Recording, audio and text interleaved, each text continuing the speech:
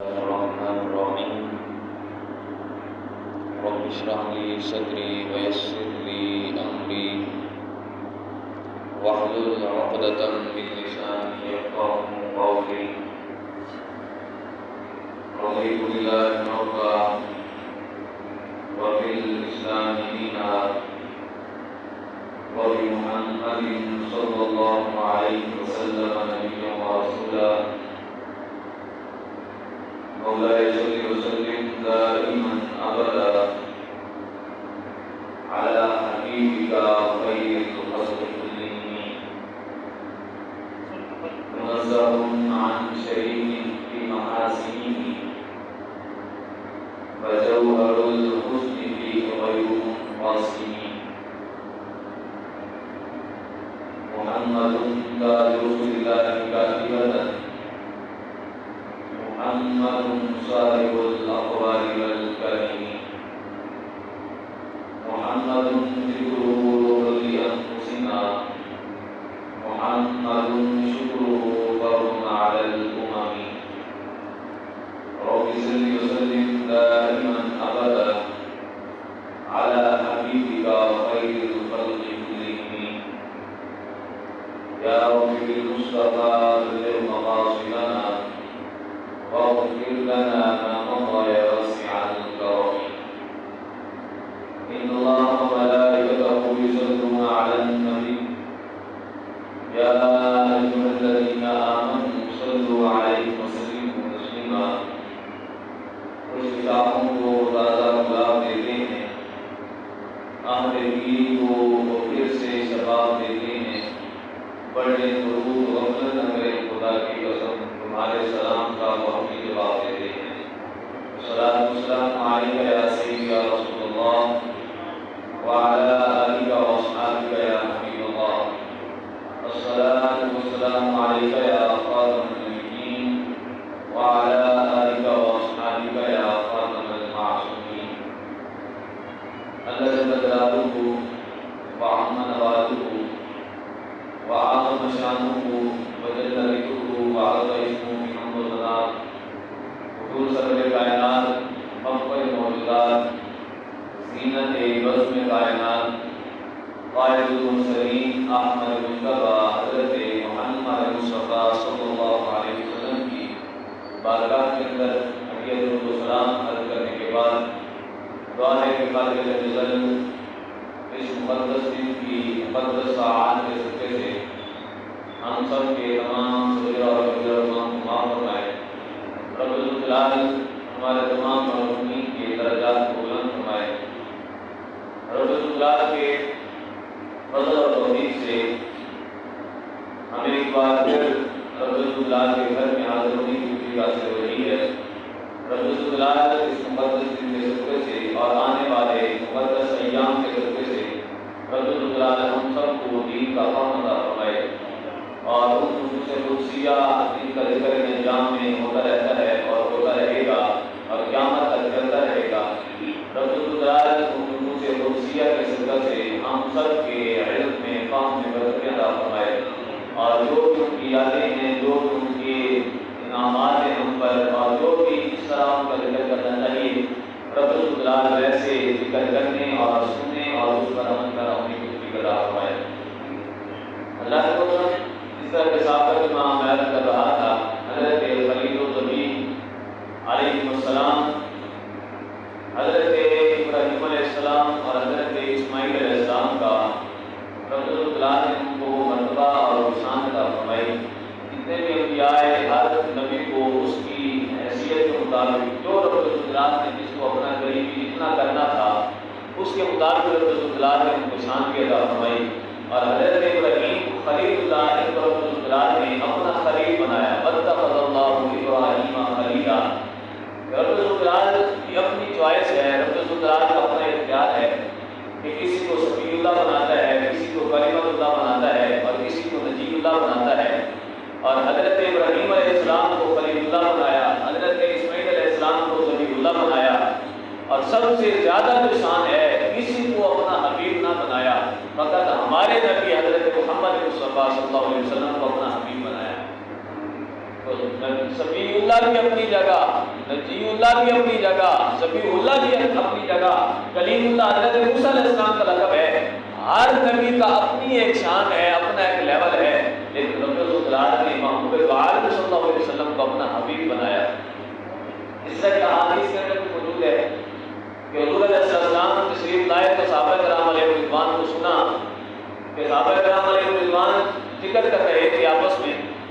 اور بیان کر رہے تھے کہ رب العزت نے فلاں نبی کو فلاں صفت نوازی، فلاں صفت کے ساتھ نوازا اور فلاں نعمت کے ساتھ نوازا اور فلاں لقب کے ساتھ نوازا، اور بیان کر رہے تھے کہ رب العزت نے حضرت آدم کو صفی اللہ بنایا، نوح کو نبی اللہ بنایا، فلاں فلاں فلاں سارا بیان کرتے رہے۔ رب العزت کے محبوب صلی اللہ علیہ وسلم نے جب سنا تو فرمایا کہ اے میرے امتیو، اے میرے صحابہ، رب العزت کی قسم، رب العزت نے ہر ایک کو اپنا مقام اور مرتبے پر رکھا اور رب العزت نے مجھے اپنا حبیب اللہ بنایا۔ اپنے حبیب اور اپنے محبوب کے منصب پر رب العزت نے مجھے رکھا ہے۔ تو رب العزت کے محبوب صلی اللہ علیہ وسلم کے جد امجد حضرت ابراہیم علیہ السلام، ان کا تذکرہ پہلے بھی ہوتا رہا، حضور علیہ السلام کی نبوت سے پہلے، حضور علیہ السلام کے زمانے سے پہلے، اس امت کے آنے سے پہلے بھی ہوتا رہا۔ اس کی وجہ یہ ہے کہ وہ آئے، دنیا میں آئے اور انہوں نے صرف اور صرف کام کیا کیا۔ رب العزت نے ان کو منصب نبوت اور منصب رسالت پر فائز کیا اور اس کے بعد پوری زندگی انہوں نے رب العزت کی دین کے خاطر، رب العزت نے جو ان کو دین دیا تھا پھیلانے کے لیے اور رب العزت کی جو مخلوق تھی اس کو سنبھالنے کے لیے، ان کو راہ ہدایت دکھانے کے لیے پوری زندگی انہوں نے گزار دی۔ اور اس پوری زندگی گزارنے کے درمیان ان کو کن کن مشکلات کا سامنا کرنا پڑا، یہ کوئی بندہ بھی سے غیر واقف نہیں اور نہ انجان نہیں ہے، ہر بندہ اس کو جانتا ہے، ہر بندے کو پتا ہے کہ حضرت ابراہیم علیہ السلام جب تشریف لائے تو سابقہ جمعہ میں عرض کر رہا تھا کہ اس وقت ہوا یہ کہ وقت کا جو حکمران تھا، وقت کا نمرود حکمران،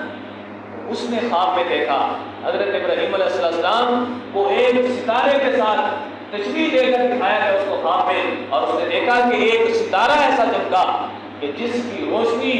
چاروں عالم کے اندر چھائی ہوئی ہے اور کوئی بھی ستارہ، کوئی بھی چاند، کوئی بھی سورج اس کی روشنی کا مقابلہ نہیں کر سکتا اور اس کی روشنی کے سامنے مان پڑ گیا۔ تو آپ کی ولادت کے اندر مشکلات، ولادت کے پھر بعد آپ کی پرورش کے اندر بڑی مشکلات، اور پھر جب پرورش ہوگی، آپ بڑے ہو گئے، رب العزت نے آپ کو جب نبوت کے ساتھ سرفراز فرمایا تو پھر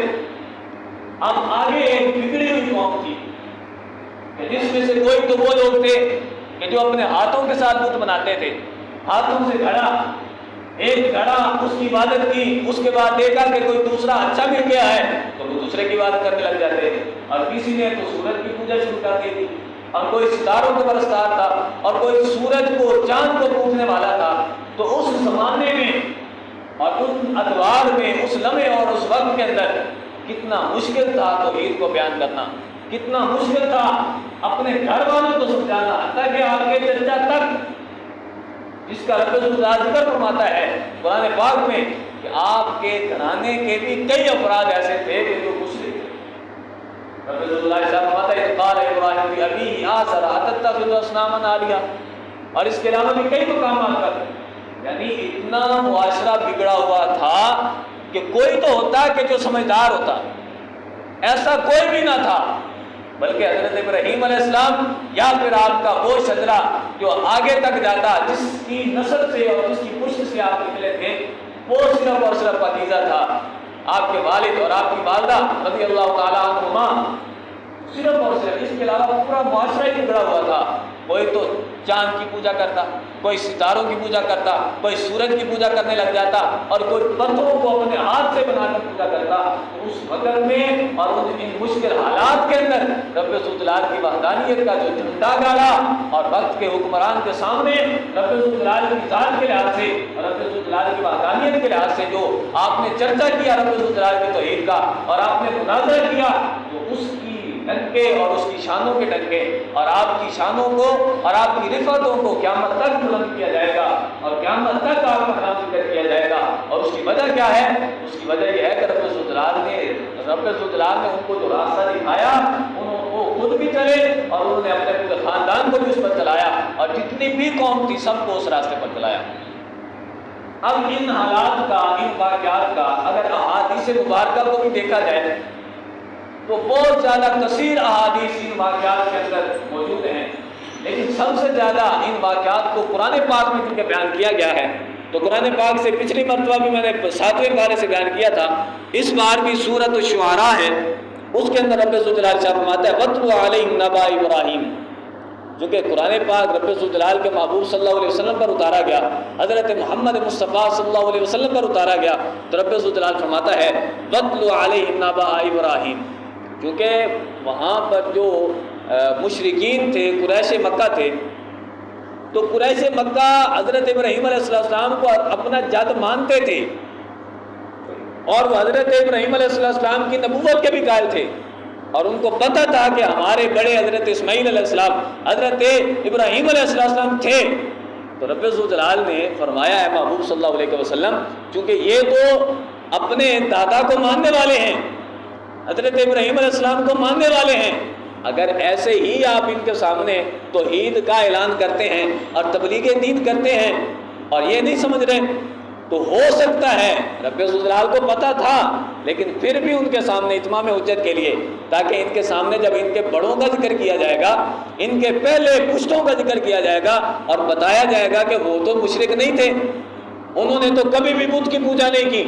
انہوں نے کبھی بھی ستاروں کو نہیں مانا، ستاروں کو اپنا خدا نہیں مانا، سورج کو اپنا خدا نہیں مانا، تو اے محبوب ان کے سامنے حضرت ابراہیم علیہ السلام کا واقعہ بیان کیجئے، وَاتْلُ عَلَيْهِمْ نَبَأَ إِبْرَاهِيمَ، اے محبوب صلی اللہ علیہ وسلم ان پر حضرت ابراہیم علیہ السلام کی جو خبریں تھیں، ان کے جو واقعات تھے وہ تلاوت کیجئے، اِذْ قَالَ لِأَبِيهِ وَقَوْمِهِ مَا تَعْبُدُونَ، یعنی وہ بیان کیجئے کہ جب حضرت ابراہیم علیہ السلام نے اپنے چچا حضرت سے فرمایا اور آپ کی اپنی قوم سے ارشاد فرمایا ما تعبدون، اے قوم تم کس کی عبادت کر رہے ہو؟ قالوا نعبد اصناما فنظل لها عاکفین، بولے کہ ہم تو بتوں کو پوجتے ہیں، فنظل لها عاکفین، اور ہم ان کے سامنے ہی سجدہ کرتے ہیں، ہم ان کے سامنے ہی جھکتے ہیں۔ تو رب ذوالجلال ارشاد فرماتا ہے کہ حضرت ابراہیم علیہ السلام نے آگے سے پھر ارشاد فرمایا قال هل يسمعونكم اذ تدعون، کہ بتوں کو سجدہ تو کرتے ہو، بتوں کو پوجتے ہو،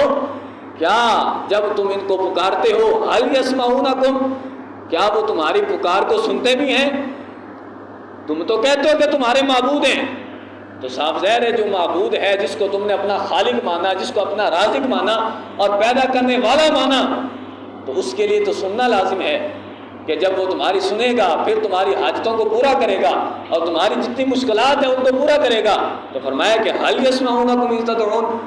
او ينفعونكم او يضرون، کیا جب تم اس کو پکارتے ہو تمہاری وہ بات بھی سنتے ہیں، یا پھر تمہیں کوئی نفع دیتے ہیں کسی قسم کا، یا پھر اگر تم نافرمانی کرو ان کی تو کبھی انہوں نے نقصان پہنچایا؟ تو قالو، کہا انہوں نے ہم نے تو ایسا نہیں پایا، نہ تو یہ سنتے ہیں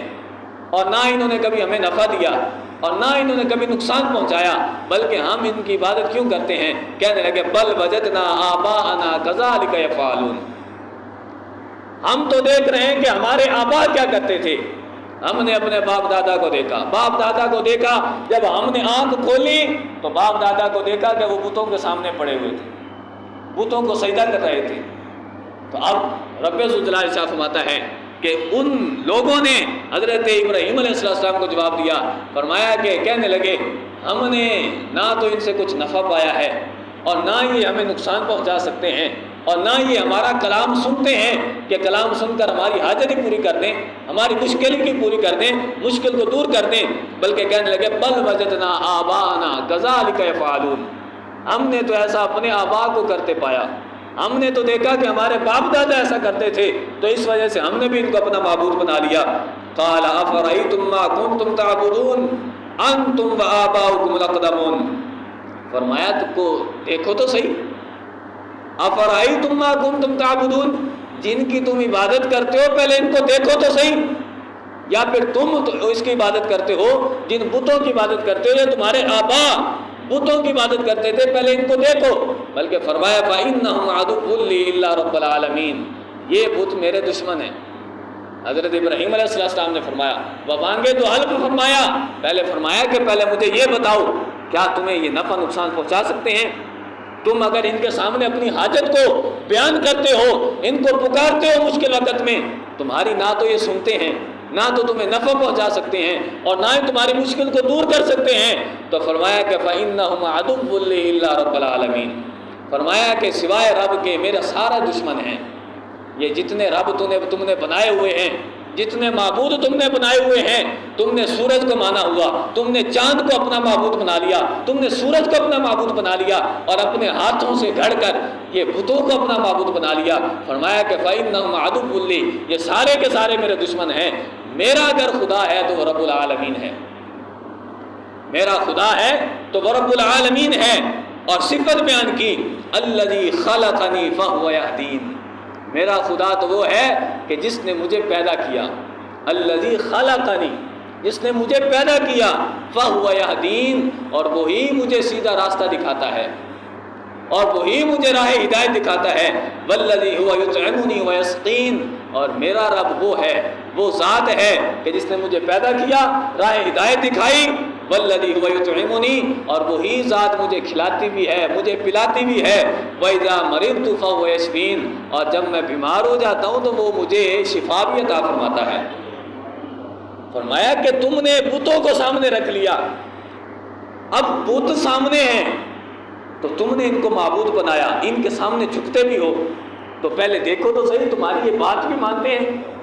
جب تم کلام کرتے ہو تو یہ تمہاری بات سنتے بھی ہیں؟ یا تمہیں کوئی مشکل آ جائے، تمہیں کوئی مشکل آ جائے تو اس مشکل کا ازالہ کبھی انہوں نے نہیں کیا؟ تو کیوں نہ ہو اس ذات کو مانو کہ جو پیدا بھی کرتی ہے اور جو راہ ہدایت بھی دکھاتی ہے، جو کھلاتی بھی ہے، جو پلاتی بھی ہے۔ یہ معبود کیسے ہو سکتے ہیں؟ یہ تمہارے خالق کیسے ہو سکتے ہیں کہ جن کو تم نے خود ہاتھوں سے بنایا، ان کو تم اپنا خالق مان رہے ہو، حالانکہ یہ خود ان کے خالق تم ہو۔ ان کو پیدا کرنے والے، ان کو بنانے والے، بتوں سے کو پتھروں سے تراشنے والے تم خود ہو۔ خود اپنے ہاتھوں سے بتوں کو تراش کر سامنے رکھ کر تم کیسے کہہ سکتے ہو کہ یہ تمہارے معبود ہیں؟ فرمایا کہ رب العالمین ہے، اس کو مانو۔ الذی هو یطعمنی والذی هو یطعمنی ویسقین، کہ وہ ذات کہ جو مجھے کھلاتی بھی ہے، جو مجھے پلاتی بھی ہے۔ وَإِذَا مَرِضْتُ فَهُوَ یشفین، اور فرمایا کہ جب میں مریض ہو جاتا ہوں، جب مجھے کوئی درد ہوتی ہے جسم کے کسی بھی حصے میں، یا کوئی بھی مجھے مشکل آ جاتی ہے، فَهُوَ یشفین، اور وہ مجھے شفا دیتا ہے۔ وَالَّذِی یُمِیتُنِی ثُمَّ یُحْیین، وہ ذات ہے کہ جو مجھے مارے گا، مجھے موت عطا فرمائے گا، ثم یحیینی، پھر وہ مجھے زندہ بھی فرمائے گا۔ فرمایا کہ جن کو تم نے خود ہاتھوں سے بنایا، نہ تو کسی کو مار سکتے ہیں، نہ کسی کو زندہ کر سکتے ہیں، بلکہ صرف اور صرف زندہ کرنے والی ذات رب العالمین ہے، اور مارنے والی بھی ذات رب العالمین ہے۔ رزق کے خالق بھی وہی ذات ہے، اور مرض کی شفا دینے والی شافی ذات بھی وہی ہے۔ تو لہٰذا جو شافی ہو، جو رازق ہو، جو خالق ہو، اس کو مانو، نہ کہ اس کو جس کو تم نے اپنے ہاتھوں سے بنایا۔ تو ان حالات میں حضرت ابراہیم علیہ السلام نے ان مشکل حالات میں کہ جب سارے لوگ ڈگمگا رہے تھے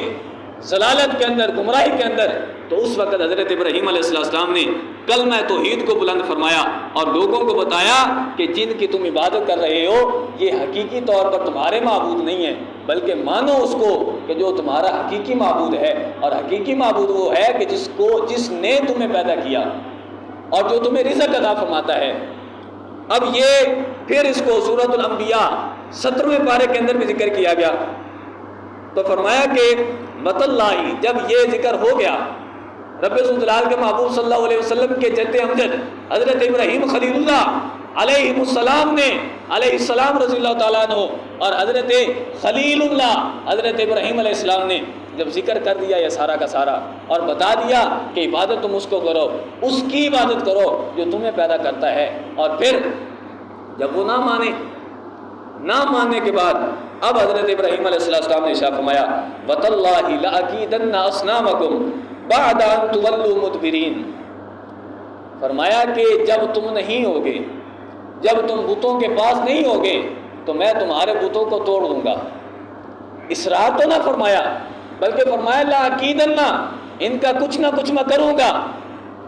کہ تم نے ان کو معبود بنا لیا جو بت ہیں، نہ سنتے ہیں، نہ تمہاری مدد کرتے ہیں، نہ تمہیں شفا دیتے ہیں، نہ رزق عطا کرتے ہیں، تو عبادت اس کی کرو جو تمہیں رزق عطا کرتا ہے۔ جب وہ نہ مانے تو فرمایا کہ وَتَاللَّهِ، اللہ کی قسم، لَأَكِيدَنَّ أَصْنَامَكُمْ بَعْدَ أَن تُوَلُّوا مُدْبِرِينَ، جب میں تمہیں دیکھوں گا تم اس کے پاس نہیں ہوگے، اس وقت میں ان کا علاج کروں گا۔ یعنی جس وقت کہتے ہیں نا میں تیرا علاج کر سا، میں تیرے نال بعد موکل ایسا، تو اسی طرح آپ نے فرمایا وَتَاللَّهِ لَأَكِيدَنَّ أَصْنَامَكُمْ،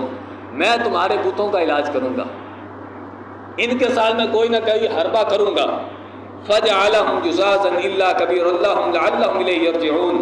تو آپ نے جب وہ میلے پر چلے گئے قوم، یعنی ان کا میلہ ہوتا تھا اور انہوں نے حضرت ابراہیم علیہ السلام کو بھی دعوت دی تھی، انہوں نے کہا کہ ایک جنگل کے اندر وہ جاتے تھے اور وہاں پر کھانے پکاتے، کھیلتے کودتے، شام تک وہیں پر رہتے، اور شام کو آتے پھر یعنی بتوں کے سامنے پہلے کافی سارا کھانا پکا کر بتوں کے سامنے رکھ دیتے، اور اس کے بعد پوری قوم جو تھی بتوں کو پوجنے والی وہ میلے پر چلی جاتی اور وہیں پر خود کھاتے پیتے، یعنی جو جس طرح ہم عید مناتے ہیں یا کوئی دن بھی سیلیبریٹ کرتے ہیں تو ان کا دن ایسا ہی تھا ایک مخصوص۔ تو جب وہ چلے گئے حضرت ابراہیم علیہ السلام کو بھی انہوں نے کہا کہ آپ ہمارے ساتھ چلیے، دیکھیے کہ ان بتوں کی ہم عبادت کیسے کرتے ہیں اور کیا ان کی شان و شوکت ہے۔ تو ایک اور مقام کے اندر رب ذوالجلال کے محبوب صلی اللہ علیہ وسلم نے جو قرآن ہمیں دیا اس کے اندر یہ موجود ہے، آپ نے فرمایا انی سقیم، میں بیمار ہوں۔ پہلے آپ نے ستاروں کو دیکھا، ستاروں کو دیکھنے کے بعد آپ نے فرمایا کہ میں بیمار ہوں، لہذا میں تمہارے ساتھ نہیں جا سکتا۔ کیوں؟ فرمایا کہ قسم اٹھا چکے تھے کہ میں کیونکہ جب تم نہیں ہوگے ان کے پاس تو اس وقت میں ان کا حل کروں گا کوئی نہ کوئی۔ تو جب وہ سارے کے سارے چلے گئے اپنے میلے پر کھیل کود میں مصروف تھے، تو فَجَعَلَهُمْ جُزَازًا إِلَّا كَبِيرًا لَهُمْ لَعَلَّهُمْ إِلَيْهِ يَرْجِعُونَ، تو آپ نے سارے بتوں کو ٹکڑے ٹکڑے کر دیا، ایک کلہاڑا لیا اور کلہاڑا پکڑ کر سارے بتوں کو جزازن کاٹ کر رکھ دیا، ٹکڑے ٹکڑے کر دیا، مگر ان کے بڑا جو بت تھا اس کو چھوڑ دیا، بڑے بت کو چھوڑ دیا، کیونکہ جب انہوں نے واپسی آنا تھا تو واپسی آ کر صاحب ظاہر ان کو پتہ تو چل جانا تھا، پتہ چل جانا تھا کہ کس نے ہمارے بتوں کے ساتھ کیا ہے۔ تو فرمایا کہ لعلہم الیہ یرجعون، آپ نے بڑے بت کو چھوڑ دیا تاکہ اس کی طرف وہ رجوع کر سکیں۔ قالوا من فعل هذا بآلهتنا انه لمن الظالمین، جب وہ واپس آئے تو کہنے لگے من فعل هذا، یہ کس نے کر دیا؟ ہمارے بتوں کو ستیہ ناش کر دیا کسی نے۔ من فعل هذا بآلهتنا، ہمارے معبود ہمارے خدا آج ٹکڑے ٹکڑے ہوئے پڑے ہیں، یہ کرنے والا کون ہے؟ تو وہ کہنے لگے انه لمن الظالمین، اس نے بڑا ظلم کیا ہے۔ قالوا سمینا، پھر کچھ لوگوں نے کہا کہ سمینا فتى یذکرهم یقال له ابراہیم، ہم نے ایک نوجوان کو سنا تھا جس کو ابراہیم کہا جاتا ہے، اس کو کیا کہتے سنا تھا؟ اس کو یہ کہتے سن لیا تھا کہ میں تمہارے بتوں کا علاج کروں گا۔ یعنی جب آپ نے کچھ لوگوں کے سامنے بیان کیا کہ میں تمہارے بتوں کا کچھ نہ کچھ کروں گا، تو لوگوں نے کہا کہ ایک نوجوان ہے جس کا نام ابراہیم ہے، تو اس کو ہم نے سنا تھا کہ وہ کچھ کہہ رہا تھا۔ تو قالوا فاتوا به علی اعین الناس لعلهم یشهدون، 17ویں پارے کے اندر سارا واقعہ لکھا ہوا ہے۔ تو کہنے لگے کہ اس کو لوگوں کے سامنے لاؤ، لوگوں کی آنکھوں کے سامنے اس کو لاؤ، لعلهم یشهدون، تاکہ جب ہم اس کو سزا دیں تو پھر سارے لوگ دیکھ سکیں کہ ہمارے معبودوں کا برا چاہنے والا، ہمارے معبودوں کا سر قلم کرنے والا، اس کے ساتھ ہم کرتے کیا ہیں۔ قالوا انت فعلت هذا بآلهتنا یا ابراہیم، جب آپ تشریف لائے، آپ کو پکڑ کر لایا گیا تو کہنے لگے انت فعلت هذا، اے ابراہیم علیہ السلام آپ نے یہ کیا ہے، ہمارے بتوں کے ساتھ تم نے یہ کام کیا ہے۔ قال بل فعله كبيرهم هذا فاسألوهم إن كانوا ينطقون، اب آگے سے آپ نے جو جواب دیا وہ ان کو چوٹ پہنچانے والا تھا اور ان کے منہ کو بند کرنا اور ان کی بولتی بند کرنا مقصود تھا۔ جب انہوں نے کہا کہ اے ابراہیم کچھ لوگوں نے سنا تھا کہ تم یہ کہہ رہے تھے کہ میں تمہارے بتوں کا کچھ نہ کچھ کروں گا، تو لہذا لگتا ہے تم نے یہ کام کیا، انت فعلتا، کیا تم نے یہ کیا ہے؟ تو حضرت ابراہیم علیہ السلام نے اشارہ کر دیا بڑے بت کی طرف، فرمایا بل فعلہ کبیرہم، بلکہ یہ جو ان کا بڑا بت ہے اس نے یہ کام کیا ہے۔ اور آپ نے چونکہ وہ جو کلہاڑا تھا اس کے ذریعے سے ساروں کو ٹکڑے ٹکڑے کر کر وہ سارا جو کلہاڑا تھا سب کو ٹکڑے ٹکڑے کرنے کے بعد ریزہ ریزہ کرنے کے بعد کلہاڑا بڑے بت کے مونڈے پر رکھ دیا، اس کے کندھے پر رکھ دیا. آپ نے فرمایا بل فعلہ کبیرہم، اس بڑے نے کیا ہے. ھذا فاسألوہم ان کانوا ینطقون، اگر یہ بولتا ہے تو پوچھ لو پھر. فاسألوہم ان کانوا ینطقون، تم نے ان کو معبود بنا لیا، تم نے ان کو اپنا خالق مان لیا، تم نے ان کو اپنا رازق مان لیا. فرمایا کہ اگر یہ بولتے ہیں تو پوچھ لو. تمہارا بت دیکھ رہا تھا، اس کے سامنے چھوٹے چھوٹے بت پڑے تھے جن کو میں نے کاٹا ہے، کلہاڑا اس کے کندھے پر ہے، تو اس سے پوچھو ان کانوا ینطقون، اگر یہ بول سکتا ہے تو. یعنی بتانا یہ مقصود تھا کہ یقیناً میں نے ہی ان کو ختم کیا ہے، ان بتوں کو میں نے ہی توڑا ہے، لیکن کم از کم دیکھو تو صحیح کن معبودوں کی تم بات کر رہے ہو کہ جو اپنی حفاظت نہیں کر سکتے، تمہاری حفاظت کہاں سے کریں گے؟ جو اپنی حفاظت نہیں کر سکتے تمہیں رزق کہاں سے دیں گے؟ اپنے دشمن سے اپنی حفاظت نہیں کر سکتے تو تمہارے دشمنوں کو نیست و نابود کب کریں گے؟ فرمایا بل فعلہ کبیرہم ھذا فاسألوہم ان کانوا ینطقون، ان کے بڑے نے کیا لہذا اس سے پوچھو. فرجعوا الی انفسہم فقالوا انکم انتم الظالمون. اب کیا ہوا؟ رب العزت صاحب فرماتا ہے جب حضرت ابراہیم خلیل اللہ علیہ السلام نے جب یہ ارشاد فرمایا کہ یہ تمہارا بڑا ہے، اس سے ہی پوچھ لو، تو اب انہوں نے ان کو شرم آئی اور اپنے من کے اندر ہی ڈوب کر مر گئے. فرجعوا، رب فرماتے ہیں فرجعوا الی انفسہم، اپنے گریبانوں میں جھانکنے لگ گئے، اپنے دل سے پوچھنے لگ گئے اور کہنے لگے انکم انتم الظالمون، اپنے آپ سے کہنے لگے تم ظالم ہو. صاف ظاہر ہے جس کو تم معبود مان رہے ہو، جس بت کو تم اپنا خدا مانتے ہو، جب وہ اپنے چھوٹے چھوٹے ساتھ والے معبودوں کی حفاظت نہیں کر سکتا، اپنی حفاظت نہیں کر سکتا، تو تمہاری حفاظت کب کرے گا؟ تو کہنے لگے انکم انتم الظالمون ثم نکسوا علی رؤوسہم لقد علمت ما ہؤلاء ینطقون. پھر وہ اپنے سروں کے بل گر گئے اور کہنے لگے لقد علمت، تو جانتا تو ہے ما ہؤلاء ینطقون، یہ نہیں بول سکتے. اپنے سروں کو جھکا لیا اور حضرت ابراہیم علیہ السلام سے کہنے لگے لقد علمت ما ہؤلاء ینطقون، تمہیں پتہ تو ہے یہ بول تو نہیں سکتے، یہ نہیں بول سکتے، کچھ نہیں کر سکتے. تو فرمایا کہ قال افتعبدون من دون اللہ ما لا ينفعكم شيئا ولا يضركم.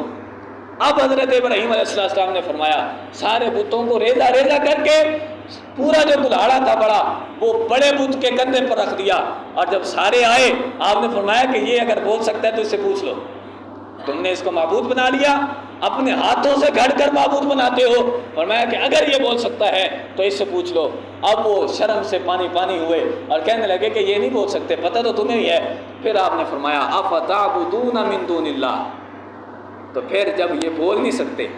اپنی حفاظت نہیں کر سکتے، کسی کام کے نہیں ہیں، افتعبدون من دون اللہ ما لا ينفعكم شيئا ولا يضركم. فرمایا کہ پھر رب کو چھوڑ کر، رب کے علاوہ تم ان لوگوں کی عبادت کر رہے ہو، ان چیزوں کی عبادت کر رہے ہو کہ ما لا ينفعكم شيئا، نہ تو تمہیں کسی شے کا نفع دے سکتے ہیں،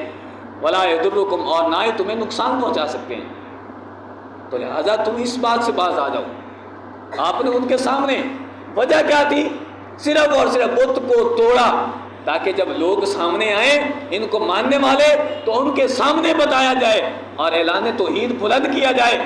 اور توحید کا علم بلند کیا جائے اور بتایا جائے کہ یہ تمہاری حفاظت کیسے کریں گے، یہ تو خود کو نہیں بچا سکتے نہ ان کا بڑا بچا سکتا ہے. تو لہذا عبادت فقط اس کی کرو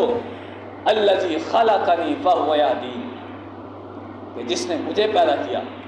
جو تمہیں پیدا کرتا ہے اور جس نے مجھے ہدایت دی. اور تم بھی اگر اس کے راستے پر آؤ گے تمہیں بھی راہ ہدایت دکھائے گا. جب تم مریض ہوگے تمہیں شفا بھی عطا فرمائے گا، اور جب تم مرنے والے ہو جاؤ گے تمہیں شفا عطا فرمائے گا اور تمہیں رزق عطا فرمائے گا، تمہیں پانی پلائے گا. تو لہذا معبود وہ نہیں ہے کہ جو خود بننے کے اندر کسی کا محتاج ہو، بلکہ معبود وہ ہے کہ جو اپنی ذات کے اعتبار سے کسی کا محتاج نہ ہو، بلکہ ہر ایک چیز کا خالق ہو، ہر شے کا مالک ہو، اور ہر انسان کو ہر شے کو شافی بھی ہو، شفا دینے والا بھی ہو. تو اب انہوں نے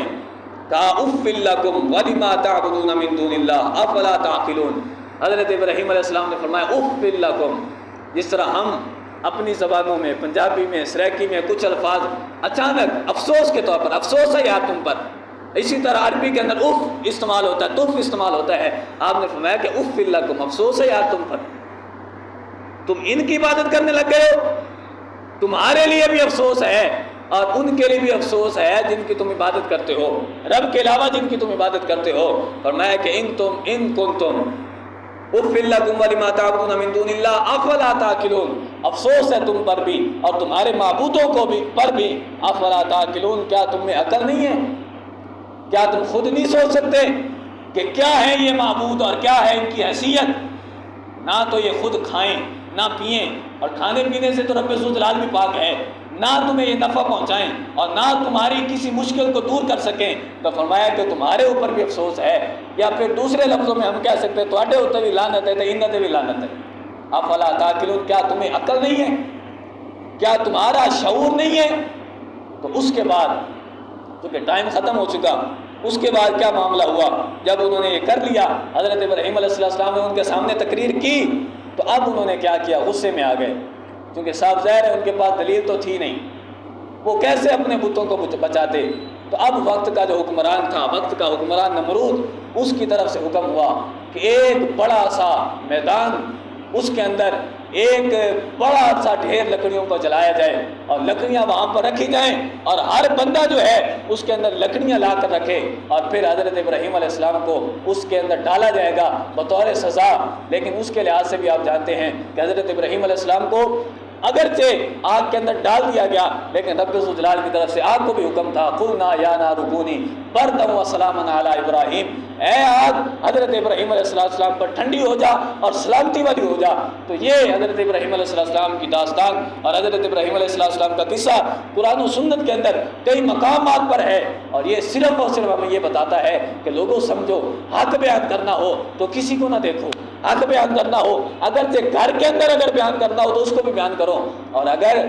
تخت دار پر بھی، اگر سولی پر بھی حق بیان کرنا پڑے تو وہاں پر بھی حق کو بیان کرو. حق کبھی نہ چھپانا، حق کو بیان کرنا. اور رب فرماتا ہے لا تلبسوا الحق، کبھی بھی حق کو باطل کے ساتھ نہ ملاؤ، وتکتموا الحق، اور نہ ہی حق کو مٹاؤ، حق کو نہ چھپاؤ. جب تم جانتے ہو کوئی چیز تو لوگوں کے سامنے بیان کرو، اگر تم بیان نہیں کرو گے تو تمہیں شیطان اخرس کی صورت میں، گونگے شیطان کی صورت میں قیامت والے دن